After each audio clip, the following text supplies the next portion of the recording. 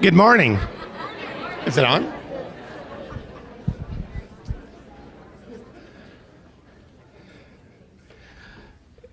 Good morning. I'm David Sutherland, Associate Provost.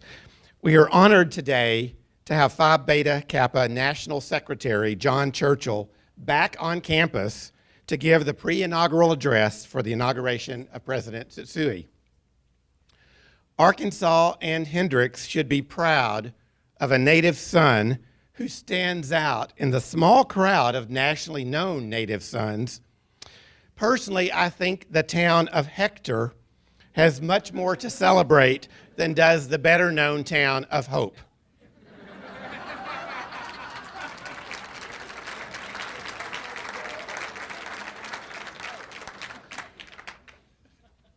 John crossed the river to attend Rhodes College and became a Rhodes Scholar. Now, there's no real connection between those two roads. Some roads are just bigger than other roads. John then attended the University of Oxford before returning to study philosophy at Yale. In 1977, John came to Hendrix as a faculty member in the Department of Philosophy. And just, by the way, that was my freshman year on campus, or fresher year. John has held most every administrative job at Hendrix and has taught an enormous range of courses covering almost every discipline. However, we most remember John as a beloved academic dean. Students love John because of his teaching. Staff love John because he always has time to stop and chat. Faculty love John because he hired them. And then continued to nurture them through their time here. Alumni love John because years after they graduate, this may happen to some of you today, John will recognize you, call you by name, and ask about your family or your pet. For several decades, John was the brewmaster for the eclectic mix we call the Hendrix ethos. Everyone has a Churchill story, and many of those stories circle back to stories told by John. One cannot appreciate John by reading a Vita. You have to spend time with him and hear his stories.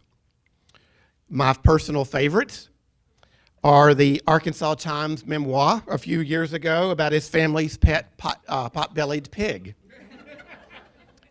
I don't know if it's available on Amazon or not, but it's a good read. Yep. Gene will send you a copy if you haven't read that. I love the description of the trip they made years ago to select the perfect tuba for Hugh, your son. I still, once a year, read his parody of writer Jack Butler's food column. And his surprisingly successful attempts to talk to mathematicians about abstract mathematics in the same way he talks to humanities colleagues about Proustian Madelines. One of the characteristics of talking with John, or listening to John, is that his vocabulary is so extensive you will spend the next day with the dictionary trying to figure out what it was that he actually said the day before. I only have one comment on that, John. Do you remember that guy we met at the airport who had pneumono ultramicroscopic silicovolcanicoconiosis? It coughed a lot. That, my friends, is the longest word in the Oxford English Dictionary, and a word I present today in honor of John. Please help me welcome John Churchill back to Hendrix.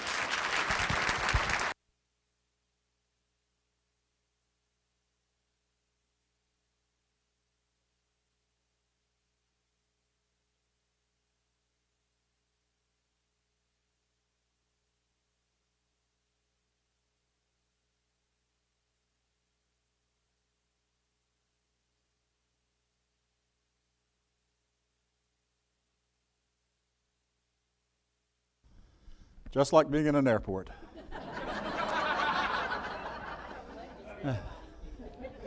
Oh. David, thank you very much for that introduction.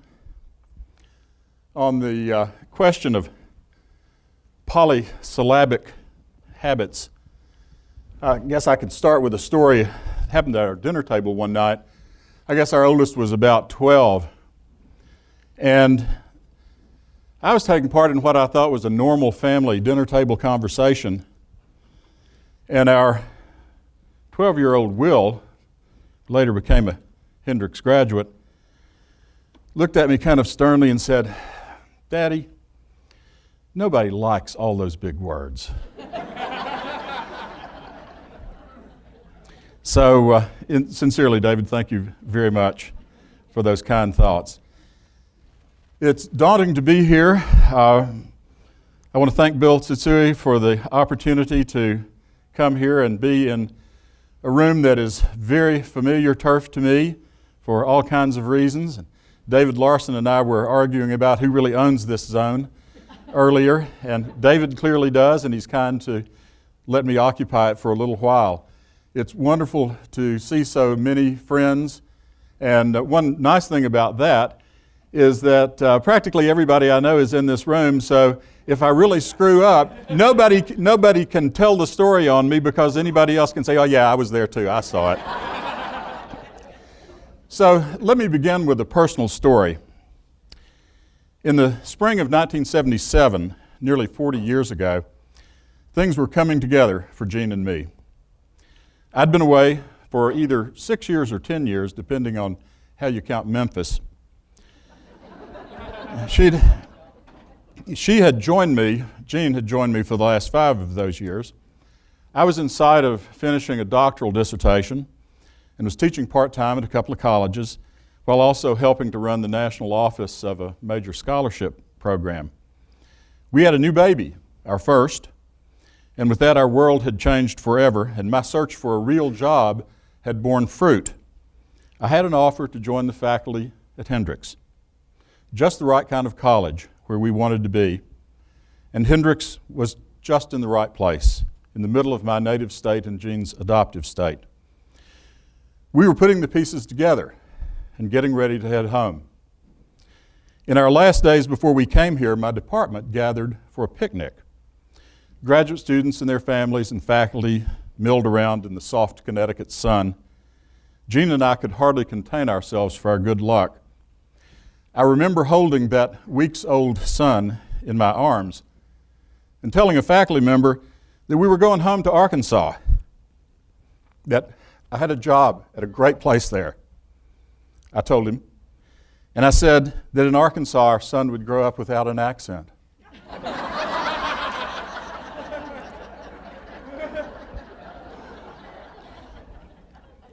The joke blew right past him. Clear and clean. And I let it go. I could see from the confusion in his eyes that there was no recovery. Another faculty member congratulated me on the job. He was a cosmopolitan, internationally eminent scholar and said, "I hope you discover the spirit of the place and thrive." Actually, he used a Latin phrase I'd never heard before. This is where it starts, David. Genius loci. That a place should have a genius loci is the idea that it can have a definitive character, something we might approximate with words like ethos or style, more substantive than tone or feel, less explicitly directive than mission. So for convenience today, I've settled on the phrase, the sense of the place. An early committee chose a phrase from Ephesians for the Hendrix College motto. And you can find it on the backdated seal of the college. Now, let me explain what I mean by backdated. Where the seal now says 1876, for years it said 1884. Now, a gain of 8 years can mean a lot as you're moving into a centennial season. And the fact is that Hendrix celebrated 3 centennials in 14 years. There was the pilgrimage to Altus in 1976, the 100-year milestone of association with the Methodists in 1984, the 100 year, and then the anniversary of the move to Conway, observed in 1990. Now, if you think backdating 8 years to claim a deeper institutional root seems dubious, consider that one of our sister institutions in the Associated Colleges of the South recalibrated its founding from 1875 back just in time for a centennial in 1948. But I'm digressing from digression. The motto. The motto is just what you'd hope for if you wanted to evoke a genius loci that's not too broad, like veritas, or even lux et veritas, but also not too specific, like, say, pro ecclesia, pro texana. Dr. Hindenburg. Baylor. Pro texana. Well, ours is a Goldilocks choice of a motto. Not too cold, not too hot, but just right. The Greek is eis andrai teleon, or toward human fulfillment. Now, over the years, the Greek has been given as unto the man completed or perfected, or toward human fulfillment, unto the whole person. Now, what these versions cast as fulfillment, perfection, completion, or whatever, wholeness, is the idea that there is a fullness of being human out there as a goal to be sought after and worked toward. A lure available to the imagination, but not imaginary. It draws our aspiration and is thus very real in its effect on our striving. Now, the writer of Ephesians was likely pulling from Stoic and Aristotelian notions of a purposive cosmos. And whether or not we think we know better as heirs of the scientific revolution, we have little practical choice but to live as if goals and purposes are very real indeed. Now, what the motto doesn't say is exactly what the goal of human fulfillment actually is. And that openness is critical. Now, there is more definition in Ephesians, but the question is whether leaving it out of the motto points toward and implies that more that is written there, or whether it's just left out. In any case, by leaving the concept not entirely specified, the Hendrix motto as it stands feeds the question about defining human fulfillment back into the activity of its pursuit. And part of the pursuit thus becomes continual refinement of the end that is aimed for. And that's a good thing. The philosopher Alistair MacIntyre noted that any living tradition has to be partly constituted by contention about the goods for the sake of which the tradition exists. Otherwise, it's dead. It's in the nature of genuine reflection not only to fuel striving after one's goal, but also to stimulate the self-critical and deliberative questions. Have I got this right? Am I headed in the right direction? How does what I'm doing relate to the differing visions that others bring to our common tasks? The genius loci of Hendrix College, the sense of our place, puts such questions as these squarely and inexpungably at the center of our self-understanding. Now, at Hendrix, the emphasis on education that does more than impart knowledge goes all the way back. Isham Lafayette Burrough, and he's the first graybeard from the left. Isham Lafayette Burrough founded Central Collegiate Institute, which you might think of as Hendrix version 1.0. He wrote that, and this is quoting Burrough, "The most valuable results of scholastic training are not the simple truths of science and art, learned from a few textbooks, but the formation of such a solid character as will stand the trials of life." We might demur at his calling the truths of science and art simple, and his dismissive reference to a few textbooks. But the idea that education is about shaping oneself as a person in preparation for life is expressed there by Burrough at the college's very beginning. Now, in the interest of full disclosure, I have to admit that the Reverend Burrough, as he indeed was, also ran on the 3rd floor of his collegiate building a school for telegraph operators and railroad agents. Admittedly, too, there was instruction in something called hair and wax works, which I devoutly hope was not what it sounds like, namely vocational training for embalmers' assistants. Clearly, Ashenborough had his eye on the bottom line, but the vision was clear. Real education is about shaping people for the fullest human lives. And the vision gets fuller articulation at the hands of the college's next leader, Alexander Copeland Miller, who is the 4th graybeard from the left. Miller, it was, who engineered the move to Conway and who studied Eastern colleges, according to the lore, principally Swarthmore, as models for Hendrix. Just before the move, still at Altus in Franklin County, the college published its 1889-90 catalog. And I want to give you the first paragraph of the general statement in full. The course of study, and this I'm pretty sure is Miller himself. The course of study in Hendrix College is intended to give thorough education adapted to the needs of our age. While we recognize in the bustling activity around us the necessity for practical education, we do not pander to that depraved, money-born cry, nothing but the practical. That education which, ignoring culture, burdens the student's minds with tables and technical terms simply because these may be of use to him in his business or profession, is not practical or beneficial, but injurious in the extreme. The education founded on comparison of what is best in science and literature, giving development to mind and heart, building strong by building deep and broad, is truly practical.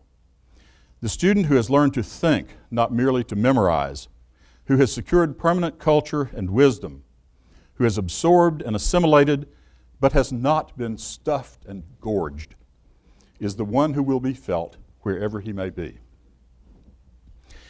Notice that this remarkable manifesto begins with a reference to the needs of our age, and immediately contrasts the needs of the age with its dominant spirit.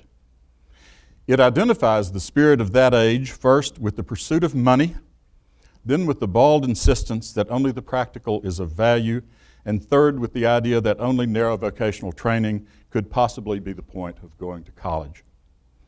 Miller lays out there, 126 years ago, the very progression of thought that dominates the decision processes of so many of our own contemporaries.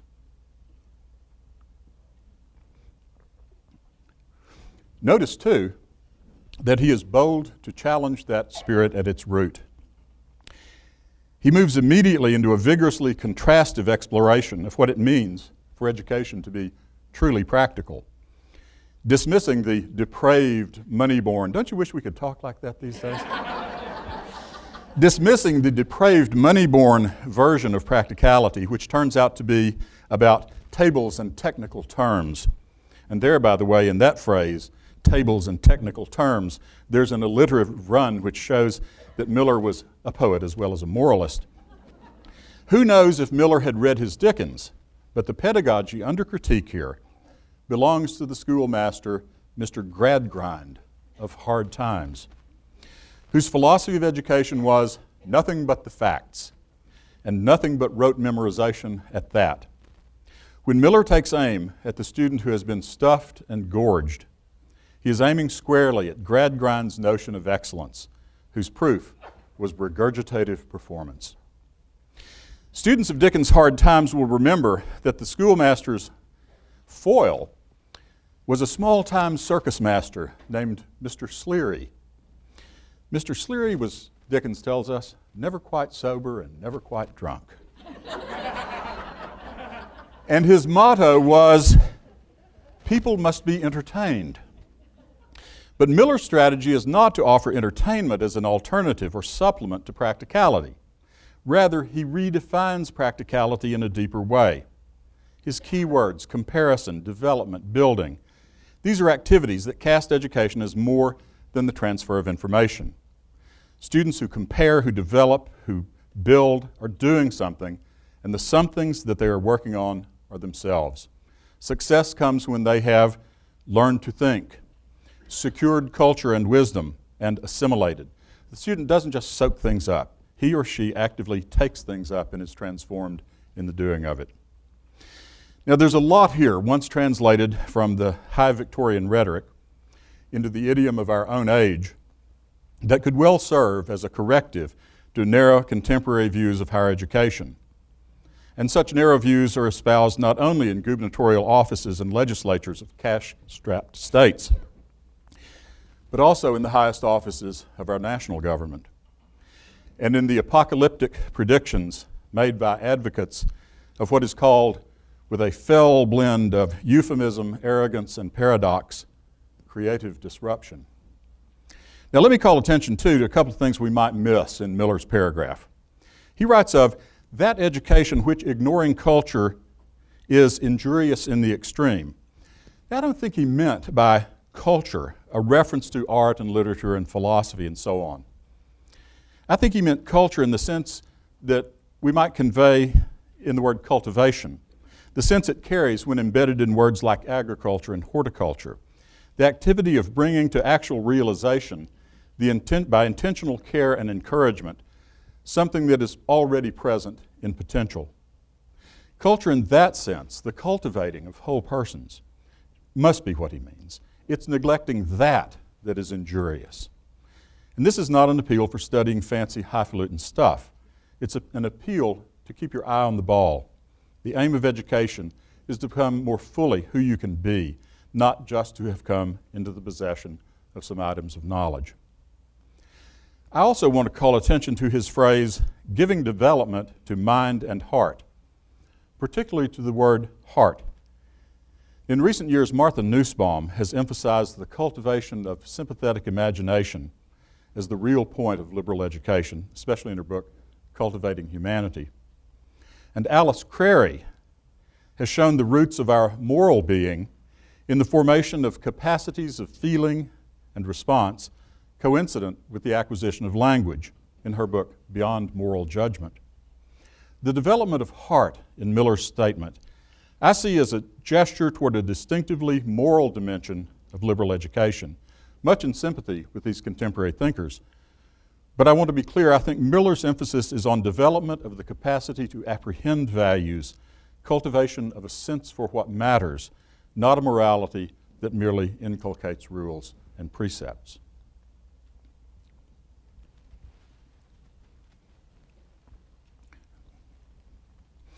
In his catalog statement, Miller bets his enterprise on the idea that he can sell a deeper, better notion of what is practical.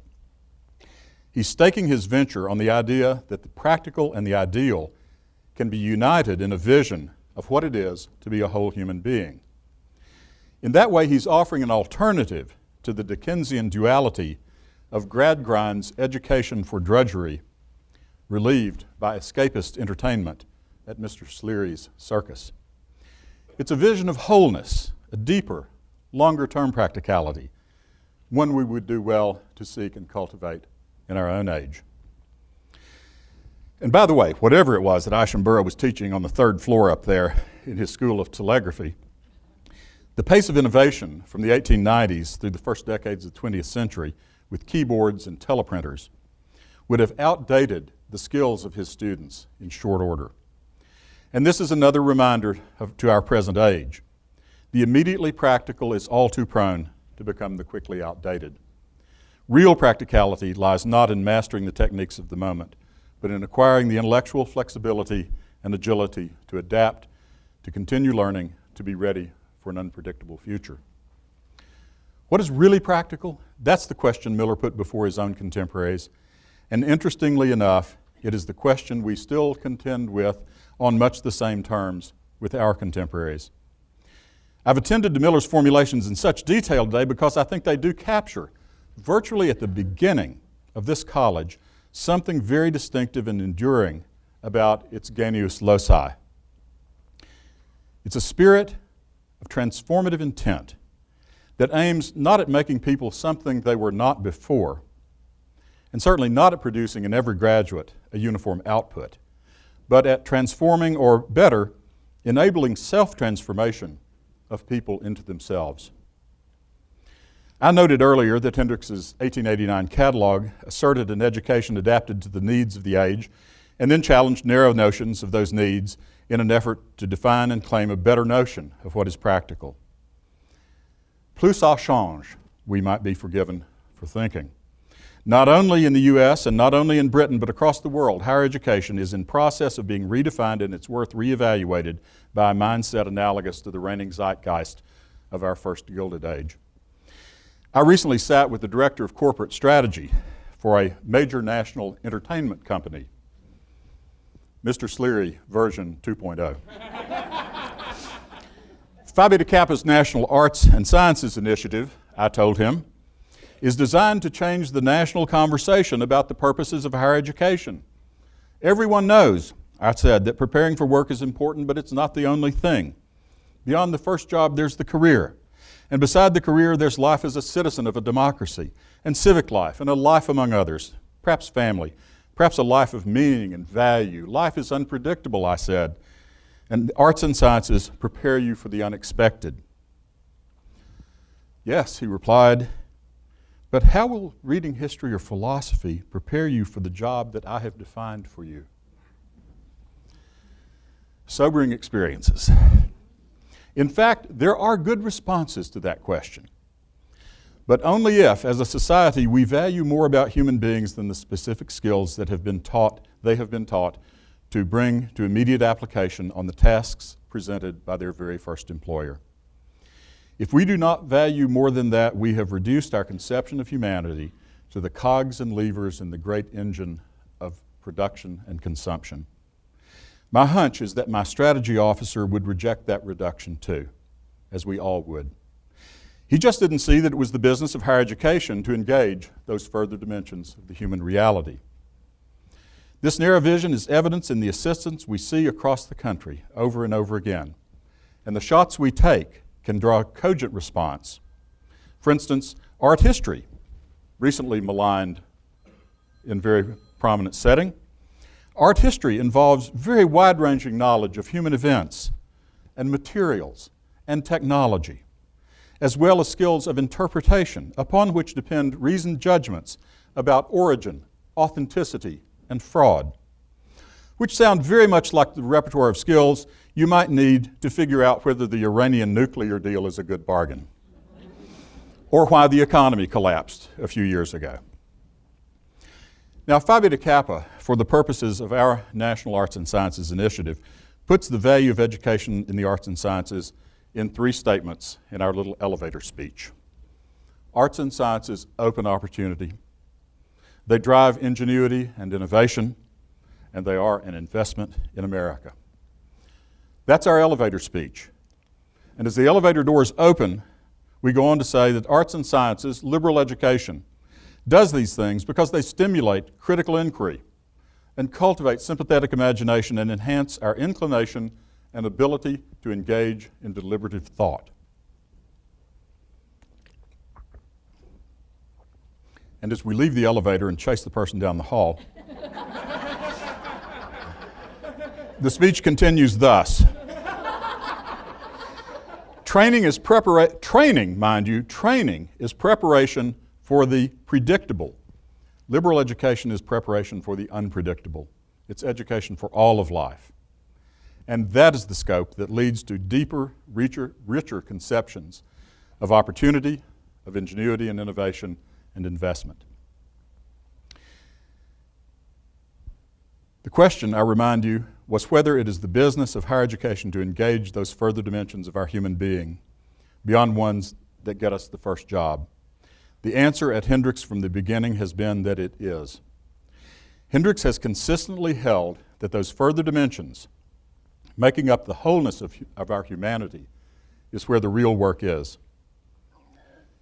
Making whole persons who understand that their wholeness as individuals requires engagement with layer after layer of surrounding communities out to the whole of humanity, indeed to the whole of nature and beyond, has been the aim of this place from its beginning. And from that has derived and continues to flow the sense of Hendrix as a place, our genius loci. Several years ago, as a member of an interview team for a scholarship program, I found myself comparing some very good Hendrix students to some very good students from sister institutions. And one of the committee members was opening each interview with a question, in a few words, how would you characterize your college? Now, a couple of students were from one of our Associated College of the South cohort, and they gave the same answer.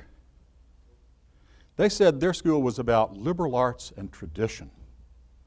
I know that place pretty well, and they got it exactly right. It's not where you think.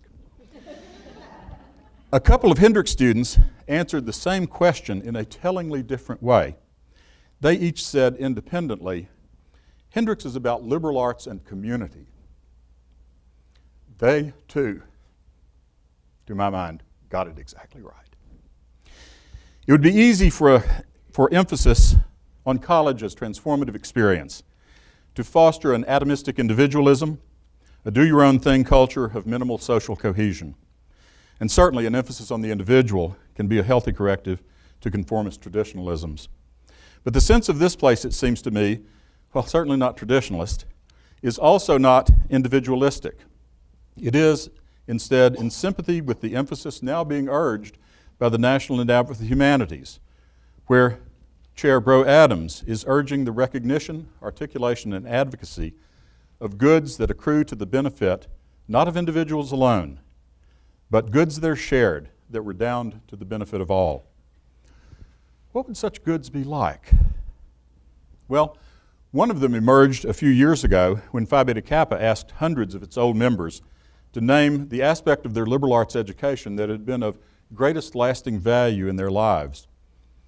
Their overwhelming answer was, it was the acquisition of the ability to deliberate and the disposition to engage in that. Now let me be careful to say what deliberation is. It isn't just arguing. Yes, it is, you say. No, it isn't.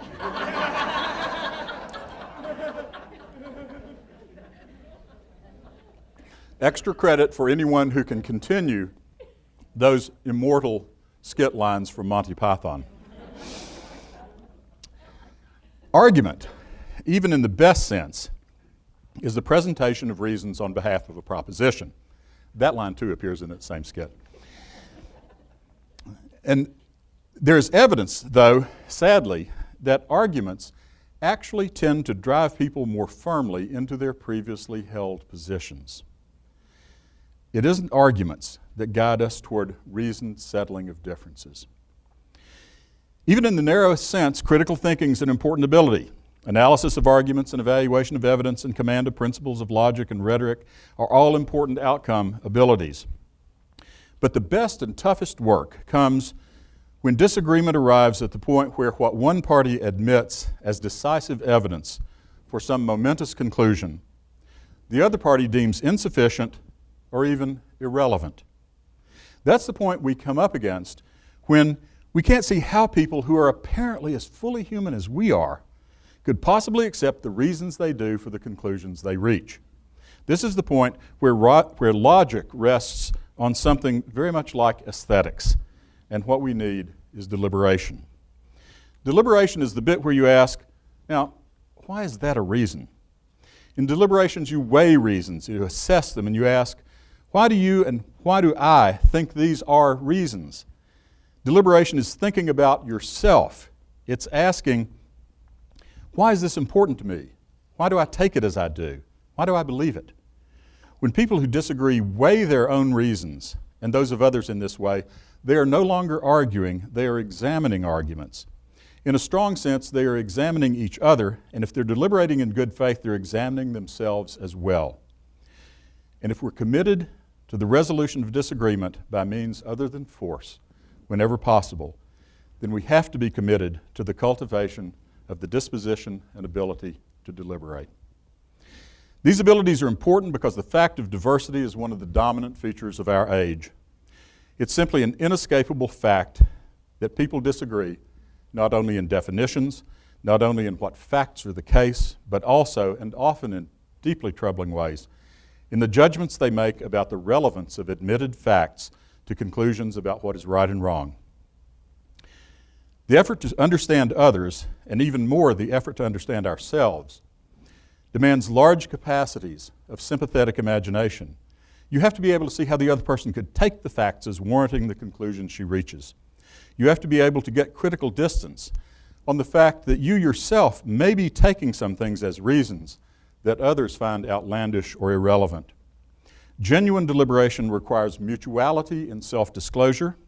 It involves discovering yourself as well as discovering the other. It's a delicate business that works well only in a context of trust and restraint. Socrates said that the whole game was about the effort to know thyself. And to do that takes more than critical acuity and analysis and more than cleverness. It takes imagination and it takes sympathy. It takes an admission that knowing oneself requires earnest, laborious comparison and contrast with other ways of thinking and being. Intentional cultivation of a range of sensibilities acquired, most likely, in deliberative engagement with tough cases. Now, I'm not saying that we succeed even in trying to deliberate very much. I am saying we should try more.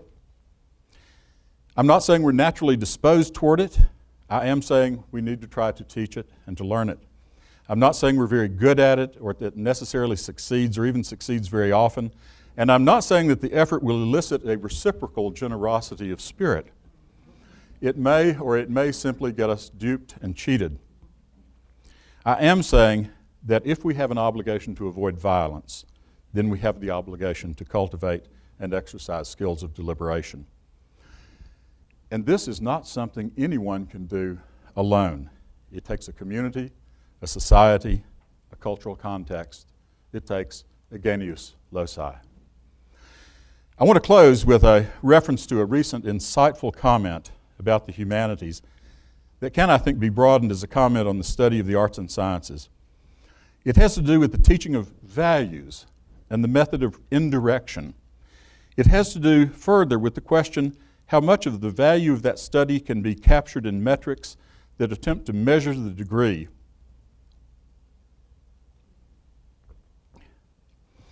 metrics that attempt to measure the degree to which a purposefully designed process achieves a predetermined outcome. It's by Princeton literature professor Peter Brooks and appeared recently in the Chronicle of Higher Education. This is quoting Brooks. My understanding and teaching of the humanities would want to make a place for de Sade and even Robespierre as part of a negative dialectics that anyone needs to go through in order to understand Rousseau, or indeed in order to be fully human. And that need, this is still Brooks talking, that need is captured for me in the words of Conrad's character Stein, the German merchant in Lord Jim, who offers Marlowe, I know the stage is getting crowded here, but it'll clear up in a minute, offers Marlowe, the narrator, advice. And this is Conrad's character Stein talking to Marlowe. Stein's a German, by the way, and his English is charmingly distorted. In the destructive element immerse, Brooks notes, for Stein that destructive element is explicitly like the sea, because Stein goes on like this. A man that is born falls into a dream like a man who falls into the sea. If he tries to climb out into the air, as inexperienced people endeavor to do, he drowns, nicht wahr? No, I tell you, the way is to the destructive element submit yourself, and with the exertions of your hands and feet in the water, make the deep, deep sea keep you up. Now that image, it seems to me, conveys how it is that we who are devoted to the arts and sciences chafe at the notion that we teach values, while at the same time we robustly affirm that values and meaning are at the very core of what we do teach. To be stuffed and gorged, even with propositions about values, is to be disadvantaged in the effort to make the sea bear you up. On the other hand, to have learned the right sort of exertions, to have acquired the disposition to make those exertions, is to be prepared for the unexpected, the unpredictable, the adversative, the destructive, and not merely to endure, but to prevail. Finally, I thank you all for the opportunity to be here today.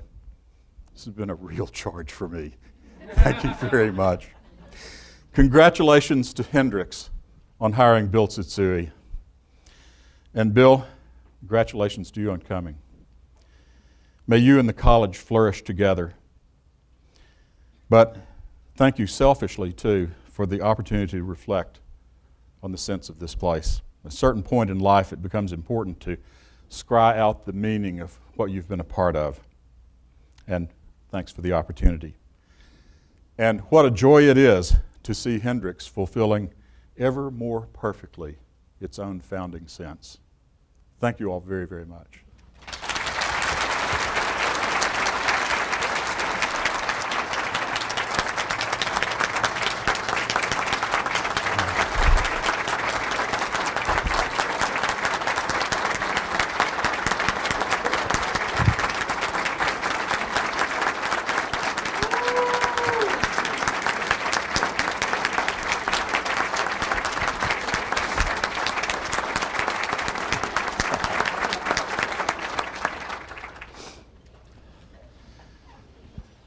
I'm going to look to Courtney to see if we have time for questions.